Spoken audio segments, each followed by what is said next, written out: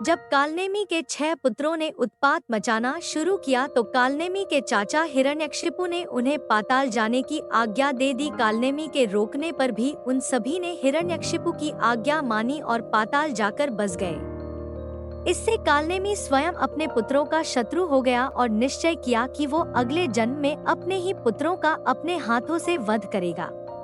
इसके बाद अपने चाचा हिरण्यकशिपु की मृत्यु के पश्चात अपने भाई प्रहलाद के लाख समझाने के बाद भी कालनेमी ने भगवान विष्णु पर आक्रमण कर दिया।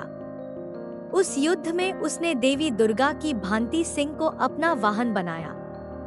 दोनों में घनघोर युद्ध हुआ और कहा जाता है कि उस युद्ध में कालनेमी ने भगवान विष्णु पर ब्रह्मास्त्र से प्रहार किया, किंतु उससे नारायण को कोई हानि नहीं हुई। फिर कालनेमी ने नारायण पर एक अमोघ त्रिशूल से प्रहार किया, किंतु नारायण ने उसे बीच में ही पकड़कर नष्ट कर दिया। फिर उन्होंने अपने सुदर्शन चक्र से कालनेमी का अंत कर दिया। मरते हुए उसने प्रतिज्ञा की कि वो फिर जन्म लेगा और नारायण से प्रतिशोध लेगा। अपने भाई की मृत्यु पर प्रहलाद अत्यंत दुखी हो गया। अंततः प्रहलाद की प्रार्थना पर भगवान विष्णु ने उसे आश्वासन दिलाया कि अगले जन्म में भी वही उसका वध करके उसे जीवन मरण के चक्र से मुक्त करेंगे। मथुरा के राजा उग्रसेन अपनी पत्नी पद्मावती के साथ सुख से राज कर रहे थे।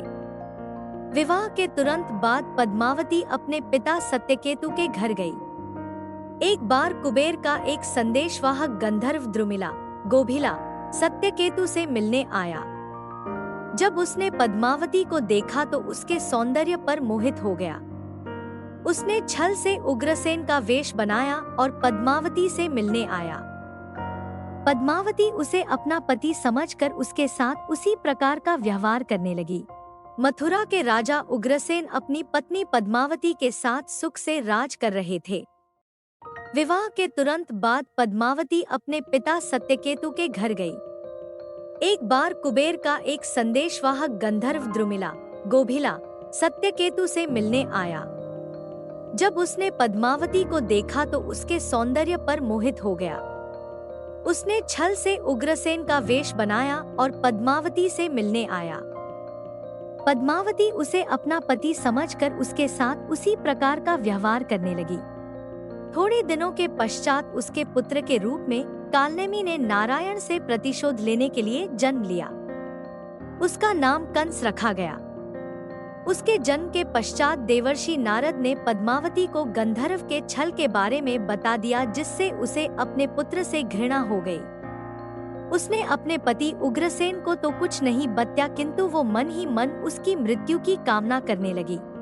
आगे चलकर कंस ने अपने पिता को कैद कर लिया और ये जानकर कि देवकी उस संतान को जन्म देगी जो उसके वध का कारण बनेगा, उसे भी कारावास में डाल दिया।